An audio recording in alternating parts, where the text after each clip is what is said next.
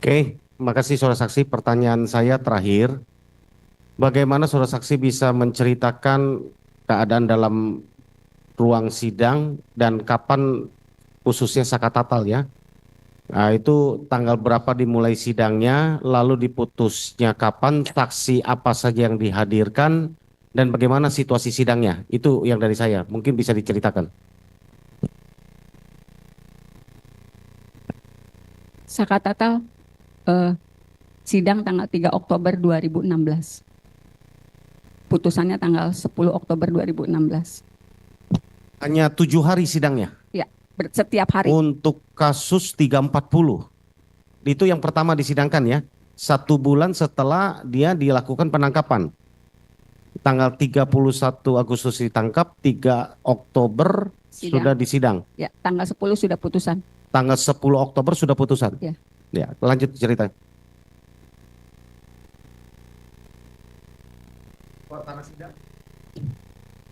Sidang untuk Saka Tatal memang tertutup, dihadiri oleh 3 orang majelis karena dia sidang anak. Tetapi kondisi di luar sidang, kami mendapat tekanan yang luar biasa. Karena waktu itu, karena yang dihembuskan adalah isu geng motor yang memiliki kekejaman luar biasa, itu pula, dan mereka sangat sadis, itu pula yang disampaikan oleh Hakim Ketua, Ibu Etik waktu itu ketika ditanya wartawan. Geng motor kekejamannya sangat sadis. Saya masih punya clippingnya. Saya masih pegang clipping korannya. Jadi setiap Saka Tatal dibawa ke ruang sidang menuju lorong, jangankan Saka, saya juga mendapatkan perlakuan yang luar biasa. Saya sempat diludahi karena dianggap membela pembunuh. Bahkan ada anggota dewan namanya Pak Jafarudin yang langsung memimpin sidang. Dengan suara keras dia menyatakan, nanti anaknya pengacara juga mengalami nasib serupa seperti Vina. Mobil saya juga sempat digoyang-goyang. Walaupun saya berusaha parkir agak jauh. Kemudian intimidasi itu kami rasakan betul karena saksi-saksi alibi yang dihadirkan itu datang jam 9 pagi, tetapi sidang baru menjelang maghrib. Kita kondisi sudah sangat lelah, psikologis kami juga sudah rusak. Karena semua saksi juga sepertinya sudah ada yang menginformasikan kalau saksi-saksi itu akan meringankan Saka Tatal. Jadi saksi juga mendapat perlakuan yang sama. Kemudian dari Kejaksaan Tinggi juga hadir di ruang sidang Saka Tatal. Aparat dari kepolisian selalu bersenjata lengkap di dalam ruang sidang Saka Tatal. Di pintu ruang sidang Saka Tatal. Kemudian pada sidang dewasa ternyata kondisinya lebih parah lagi. Karena saya juga menjadi kuasanya Sudirman. Sebetulnya di ruang sidang dewasa itu 2 perkara sekaligus dijadikan satu. Nomor perkara nomor 4 dan nomor perkara nomor 3. Jadi walaupun saya pegang perkara nomor 4 atas nama Sudirman yang bergabung dengan bekas perkaranya Hadi dan kawan-kawan, tetapi saya juga bisa menyaksikan digelarnya sidang Eko dan Rivaldi yang di berkas terpisah. Karena waktu itu majelis mengizinkan, udah daripada mondar-mandir ibu diam aja di dalam tapi tidak bertanya karena bukan perkara yang dipegang.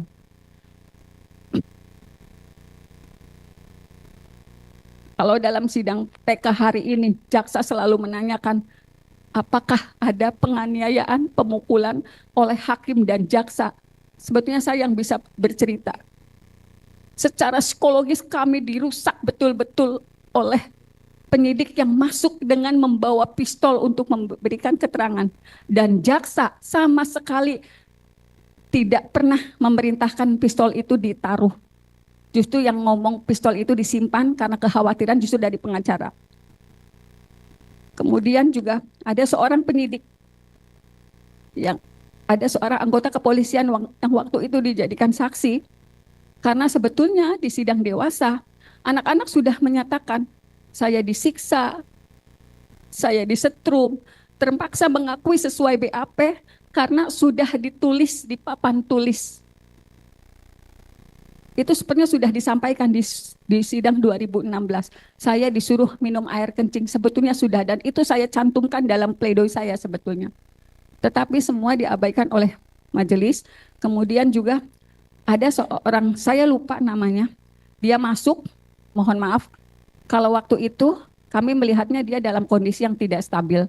Karena ketika diminta menjadi saksi marah-marah, kemudian ketika dikonfirmasi apakah betul orang ini yang melakukan saksi yang melakukan pemukulan, waktu itu saya ingat betul Eko yang mengangguk.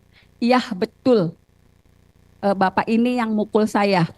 Tetapi saat itu saksi dari kepolisian bangun dengan menarik kursi, kemudian ketika keluar dari ruang sidang, sebelum keluar dari sidang, dia berbalik, terus menunjukkan tangan seperti pistol ke Eko, di depan majelis, di depan jaksa, kemudian keluar dan membanting pintu. Itu yang saya sebut penganiayaan secara psikologis. Dan itu tidak siapapun berani menegur. Hakim waktu itu menjelaskan, mohon maaf, harap dimaklumi karena yang bersangkutan sedang sakit. Jadi hakim yang membela pada saat itu ketika, ya saya lupa orangnya. Saya lupa siapa. Jadi hakim ketua yang menyatakan dimaklumi aja karena yang bersangkutan sedang sakit. Demi Allah saya katakan itu yang sebenarnya. Ada Cindy Sembiring yang juga hadir di ruang sidang dan merupakan pengacara Rivaldi. Boleh dikonfirmasi ke semua termohon. Siap, pemohon. Saya lupa yang mulia, saya lupa. Atas perkara yang nomor 4 dan nomor 3. Karena kan sidangnya sebenarnya jadi satu, ya? Perkara 3 dan 4-nya sekaligus. Enggak, perkara nomor 4 dulu, ketika sudah selesai, perkara nomor 3. Nah, saya tuh, walaupun perkara nomor 3, saya tidak keluar dari ruang sidang, gitu. Perkara yang mana? Yang perkara nomor 3. Atas nama Eko. Karena waktu itu Eko yang langsung ditunjuk oleh yang bersangkutan. Yang mulia, boleh kita minta konfirmasi dari pemohon Eko untuk berkaitan dengan kesaksian tadi untuk menguatkan betul apa tidak supaya kita confirm. Nanti Pak, kan ada tanggapannya. Oh di akhir ya, kalau persidangan. diizinkan mulia, maksudnya untuk. Di akhir persidangan kita. Ya, makasih. Ada lagi pertanyaannya? Dari saya cukup mulia. Silakan kalau ada tambahan. Saya nambahkan satu aja Bu Titin Busa sebagai saksi. Ibu kan megang Sakatatal untuk perkara anak dan Sudirman. Kapan Ibu terima berkas perkara? Karena sebagai kuasa kan kita harus punya berkas untuk kemudian kita bisa membuat pledoi dan lain sebagainya. Terima kasih yang mulia, saya jelaskan. Pada saat pada saat 3 Oktober 2016 saya sudah mengajukan permohonan untuk meminta berkas salinan berita acara. Mohon maaf suratnya masih ada, boleh diperlihatkan? Boleh. Karena biasanya saya bikin rangkap 2.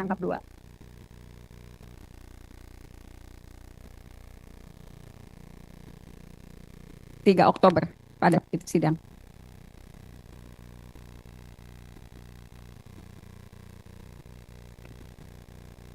Ini yang Sakatatal.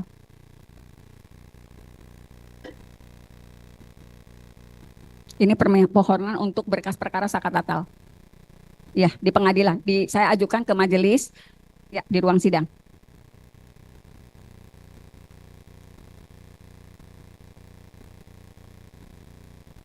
Ya, ke majelis hakim.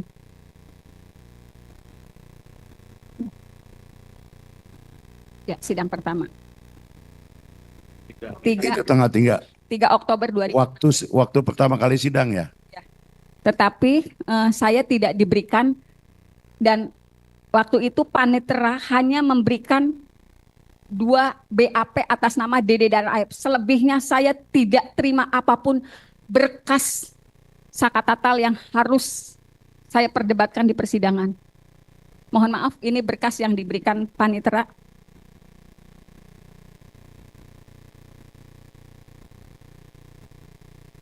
Kapan diberikan? Ya, Ya, Ibu. Ya. tanggal 4 diberikan ini, hanya ini 2 macam ini. Ya, karena setiap hari sidang. Depannya mana ya? Ya, ini AF. Hanya 2 ini yang diberikan. Dengan alasan waktu itu belum selesai dijilid. BAP, DD, dan AF.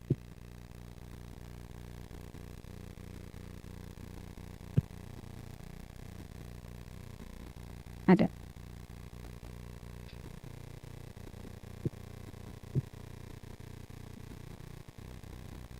Ada. Yang di saya ada. Ini yang di Sakat Tatal.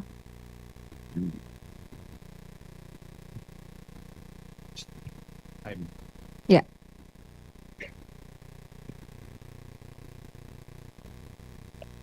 Ada lagi yang mau ditunjukkan? Ada. Enggak, yang selain yang tadi masih ada yang ditunjukkan lagi? Iya masih. Jadi yang Ibu terima itu berkas dari perkara yang lain kan? Bukan.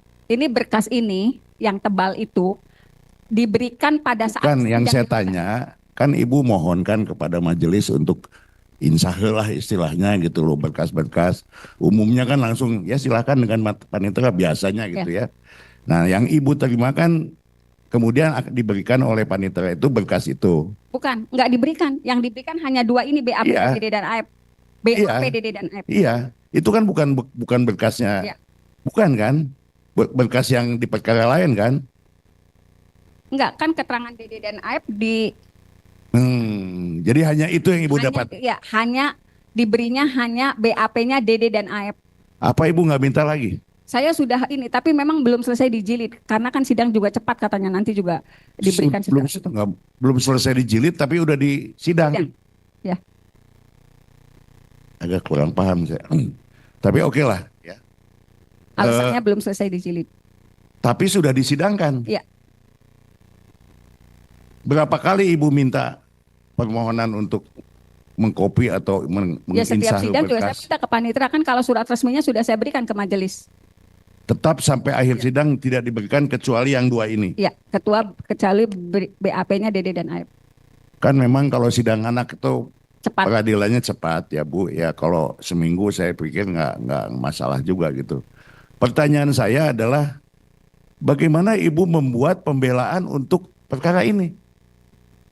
Kan Saya Ibu nggak pegang berkas. Ya. Fakta persidangan juga apa adanya gitu. Bagaimana Ibu bisa merunut dari awal kejadian sampai adanya pembunuhan? Saya membuat pledoi itu berdasarkan keterangan saksi yang sebetulnya terus diarahkan. Jadi gini, pada sidang Sakat Tatal yang dimintai keterangannya itu Sakat Tatal terlebih dahulu. Keterangan terdakwa terlebih dahulu, kemudian keterangan saksi belakangan, saksi alibinya belakangan. Jadi saya membuat pledoi ini hanya berdasarkan keterangan-keterangan di sidang. Tetapi karena keterangan Sakat Tatal sebagai terdakwa diminta lebih dahulu, ketika saksi bersaksi hanya majelis waktu itu Ibu Etik selalu mengatakan Saka sudah ngaku. Jadi semua diarahkan sesuai dengan BAP. Bahkan ketika salah seorang saksi menyatakan pada pukul 10 malam itu Sakat Tatal ke bengkel, saya ingat betul.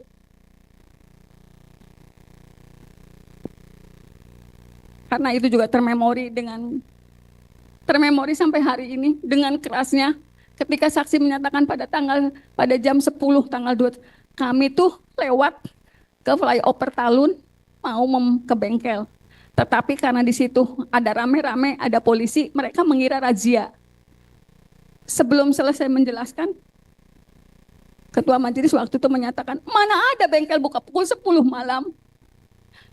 Jadi semua keterangan saksi yang disampaikan itu selalu diarahkan sesuai BAP ketika karena Sakat Tatal dulu yang dimintai keterangannya.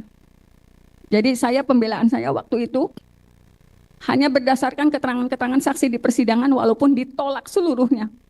Kemudian seperti yang saya sampaikan tadi pada tanggal 15 September 2016 saya sudah harus menghadapi sendiri ketika saya menyusun pledoi.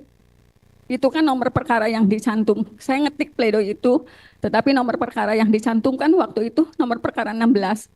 Karena ngetiknya di kantor, Mungkin waktu itu karyawan tuh masukinnya nomor pendaftaran surat kuasa.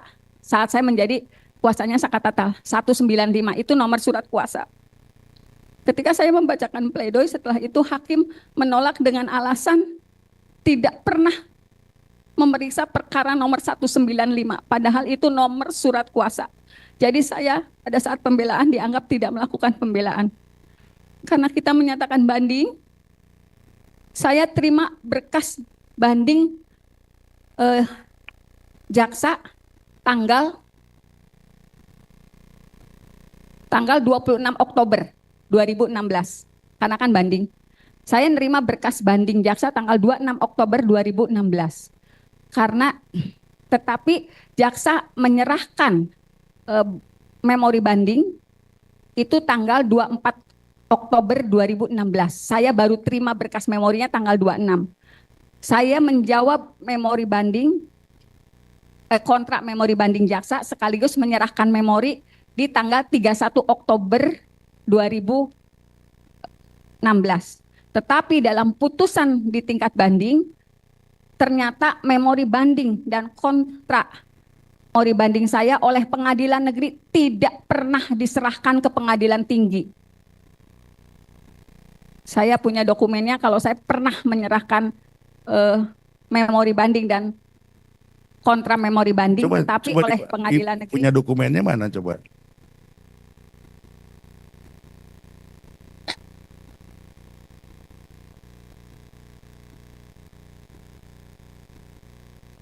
Ibu mengadakan banding masih dalam waktu 14 hari.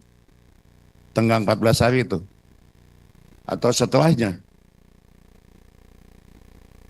Ya, enggak kodnya. 7 hari. Ya. Anak. Kan waktunya 7 hari.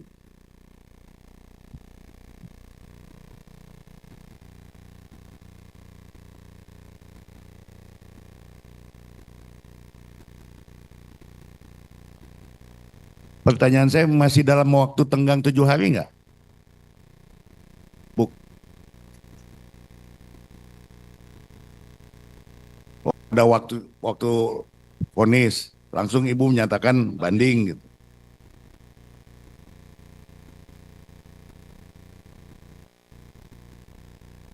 Ya nggak apa-apa itu mah. Ya coba lihat.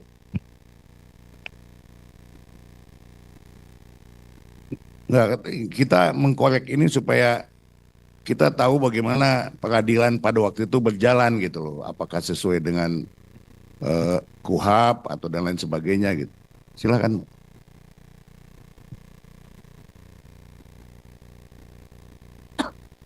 Ada enggak? Kalau nggak ada, dilanjutkan dengan pertanyaan berikutnya. Ya, Bu. Ada yang bisa membantu untuk mencarinya? Antara Ibu Titin ini lanjut untuk memberikan keterangan.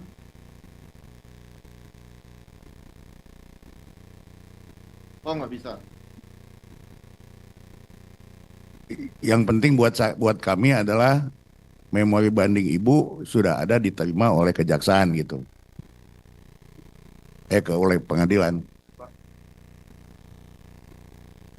Ini memori banding.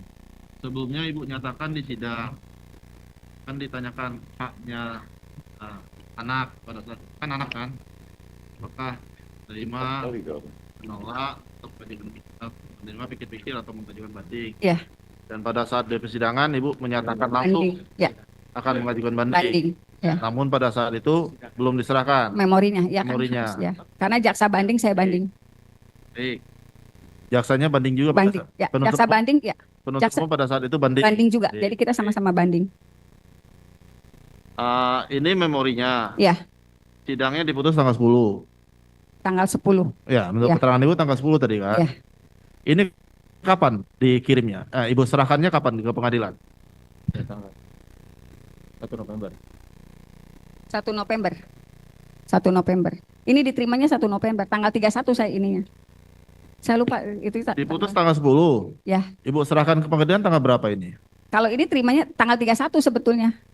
Cuman saya lupa ini saya bikinnya tanggal 31 tapi berkasnya itu kan ada diterima pengadilan tanggal 1 ya. Diserahkan tanggal 1 November ya. Ya. Terima pengadilan. Oke, ada yang mau ditanyakan pada saat ini? Memorinya? Izin Bu. Apa namanya? Sutrisno Sutrisno. Bardi. Jelasannya. Panitra. Dulu sebentar. Tanggal berapa sih putusan?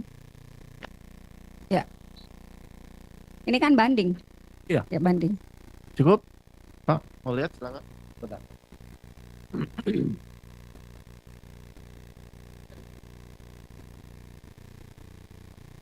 Cukup ya. Silakan. Masih ada? Jadi terkonfirmasi ya Bu ya bahwa memori banding Ibu diterima di Ya. pengadilan. Tetapi putusan banding menyatakan Tidak Ibu pernah menerima. tidak memberikan memori banding. Ya. Begitu ya putusannya. Mohon dicatatkan majelis. Satu lagi nih. Ini soal pembelaan. Saya terus terang saya lamalah saya jadi pengacara ya. Dan tidak pernah menemukan yang seperti ini. Karena ini bukan masalah prinsip. Itu masalah teknis, salah ketik dan salah itu. Betul, Ibu tidak diterima pembelaannya. Betul karena tertuang dalam putusan. Tertuang dalam putusan kami tidak pernah memeriksa nomor perkara sekian. Tertuang dalam putusan di pengadilan negeri. Karena kesalahan teknis yang soal nomor itu tadi. Bukan Ya. nomor perkara tapi nomor kuasa. Nomor kuasa. Karena dalam memori banding juga saya menyatakan kalau saya salah mengetik walaupun itu nomornya nomor kuasa yang dikeluarkan di pengadilan, tetapi jaksa melakukan yang sama, mengeluarkan surat yang dikeluarkan oleh kejaksaan tapi diterima oleh pengadilan. Sebenarnya saya sudah nyampaikan itu. Ya, saya juga sering kali, bukan Ya. puluhan kali bahkan lah. Itu Kalau ada dituangkan dalam kesalahan itu putusan. biasanya di renvoy. Karena Tapi- materinya materi pembelaan sidang itu. Ya, sebetulnya. gitu loh. Oke, nggak apa-apa. Ya. Memang faktanya seperti itu ya. Karena dituangkan dalam putusan, kami tidak pernah memeriksa nomor perkara sekian, ada di dalam putusan 195 sekian. Padahal itu daftar surat kuasa saya mendampingi Saka Tatal di persidangan. Ibu kan kuasa pada waktu itu yang melihat dan merasakan lah bagaimana. Menurut Ibu itu kriminalisasi atau bagaimana? Bagaimana Ibu menilainya? Sebetulnya Karena akibat itu kan ini di penjara seumur hidup tuh. saya yang hadir di situ di 2016 sebetulnya saya yakin Pak Majelis. Saya yakin nggak pernah ada peristiwa pembunuhan dan pemerkosaan yang tertuang dalam dakwaan. Karena ternyata saat berjalannya proses dari dakwaan saja sudah banyak masalah. Misalnya gini, pada dakwaan Saka Tatal itu Peggy yang disebut DPO oleh jaksa disebutkan turut melakukan pemerkosaan. Tetapi di dakwaan nomor 4, Peggy hanya meraba-raba. Silakan itu diperiksa oleh kejaksaan. Jadi orang yang sama, di peristiwa yang sama, melakukan tindakan berbeda di dakwaan Saka Tatal dan di dakwaan 5 terdakwa waktu itu. Di dakwaan Saka Tatal itu Peggy turut memperkosa yang pada akhirnya dibebaskan di Prapin.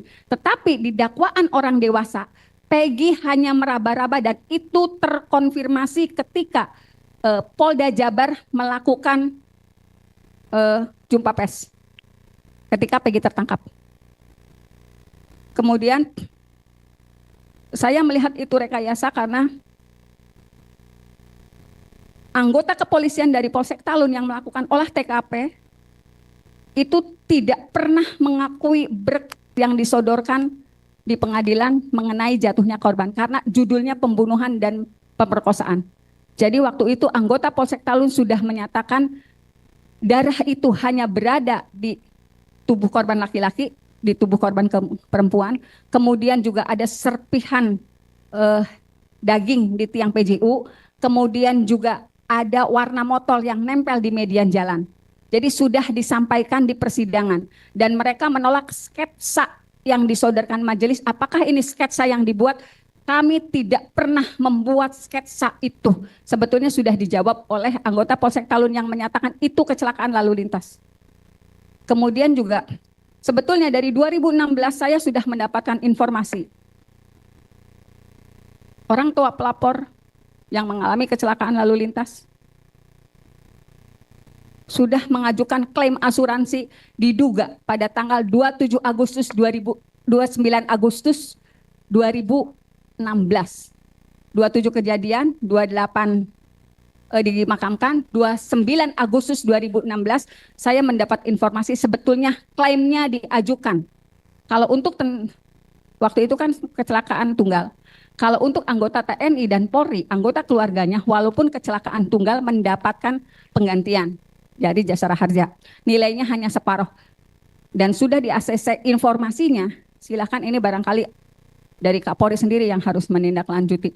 Informasinya cair 12,5 juta. Tapi karena pada tanggal 31 dini hari ada informasi mengenai kesurupan yang menyatakan ini adalah pembunuhan dan pemerkosaan, dan sebetulnya di sidang 2016 itu disampaikan oleh orang tua Vina. Sebetulnya saya nggak tahu masalahnya, saya taunya kecelakaan, tapi tiba-tiba ada yang kesurupan itu pembunuhan, pemerkosaan, terus saya dikasih tahu. Jadi gitu. Jadi berubahnya konstruksi kecelakaan itu setelah adanya rekaman kesurupannya Linda. Tapi waktu itu tidak disebutkan nama Linda. Di persidangan hanya disebutkan temannya Vina ada yang kesurupan dan menyatakan ini pembunuhan dan pemerkosaan. Itu disampaikan di persidangan oleh orang tua korban, dan saat itu orang tua korban perempuan meyakini informasi dari kepolisian. Karena mereka memberikan rekaman itu kepada anggota kepolisian. Ya, tadi